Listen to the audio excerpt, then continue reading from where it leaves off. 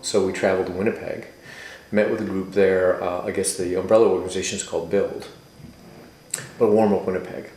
And what Warm Up Winnipeg were doing, to our delight, was doing energy retrofits and other work in the inner city Winnipeg area. A lot of young people, a lot of Aboriginal, a lot of issues in Winnipeg. Obviously, they were doing energy retrofits on low-income housing in Winnipeg. So it's that whole notion of training and employing people to provide, the additional benefit of lowering energy costs for people on low incomes and so on and so forth. So we took a look at this and said, okay, this works really well for us. So we continue to do roughly 60 energy retrofits a year for Newfoundland Labrador Housing. We now have an initial contract basically doing full-on restoration of Newfoundland Labrador housing units that are in such state of disrepair that people really can't or shouldn't be living in them. So now all of a sudden we do the full meal deal, from the roof to the basement and everything in between. So we have 10 units under that contract. We're currently in the process of gearing up for the construction of 6 new affordable housing units that will be added to our Radley Haven supportive housing program. So Train for Trades will continue to do energy retrofits. It will continue to do the full-on restoration, and it will construct new housing units for youth. That component is meant to eventually transition into, we can do work in the private sector. That if we can build things for ourselves, for our own young people, we can also build things for pretty much anyone in the community. We basically give them a scope of work of what we need to do, in our houses, and they're doing a couple of different projects for us now. They're doing basement retrofits, which involves mostly energy efficiency for our basements, because a lot of our social housing units didn't have completed insulated basements. And they're also doing a couple of projects with us where we would do the complete building envelope, meaning the siding, windows, doors, roofs, and so on and so forth. And they've also done a couple of projects where they do all the interior work as well. The other piece that we're doing, that modernization and improvement, we've taken that on, and we actually do all that ourselves. We get our own permits, we do the work, we rent our dumpsters, we rent our bins. That's just a full-on, like any other construction company would do. And that M&I, that's a full interior, exterior rehab. So we have a pilot project with them, and it's 10 units, so 5 duplexes that we're doing. We did do a job a number of months back where we put in 5 new bathrooms for the St. John's Native Friendship Centre.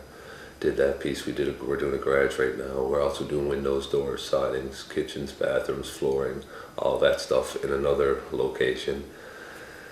And we did fences. We're after doing barns for people. We just try to help out the community as much as we can with our skills, and it helps them save money too, because a lot of the folks that we work with is not-for-profit organizations too. The Lily is, I guess you could call it, a transitional housing. You're basically, there's 2 floors, there's a kitchen to each floor and a living area to each floor. But everybody gets their own room and room key to get in to the rooms. Prior to being the Lily, it was actually I do believe, a tobacco factory.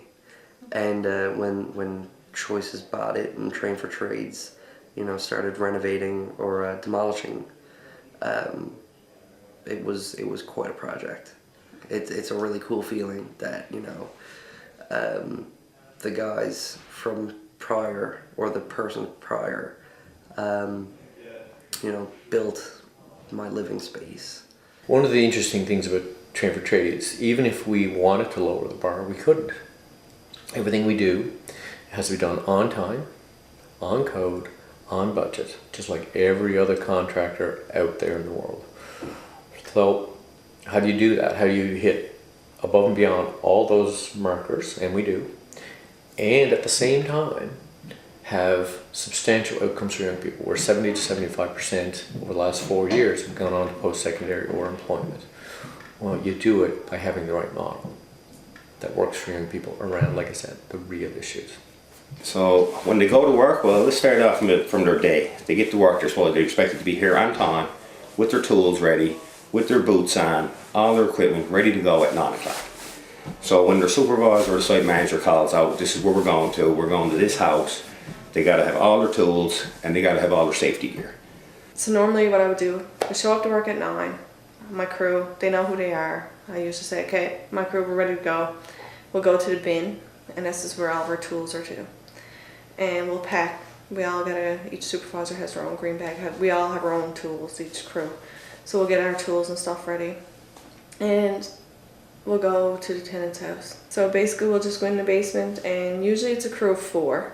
Normally, that's what we try to keep to, but sometimes 5 or 6, which is good because sometimes they'll help mentor each other. If you got a youth that has probably been here 4 months and someone that's only been here 2 weeks, I'll probably pair them together because the person that knows that's been here a bit longer can teach the other person. I can still supervise and teach, but then the other side of the basement, usually there's 2 walls in the basement, so usually I'll put 2 on the front, 2 on the back, and I'm back and forth between 2 of them.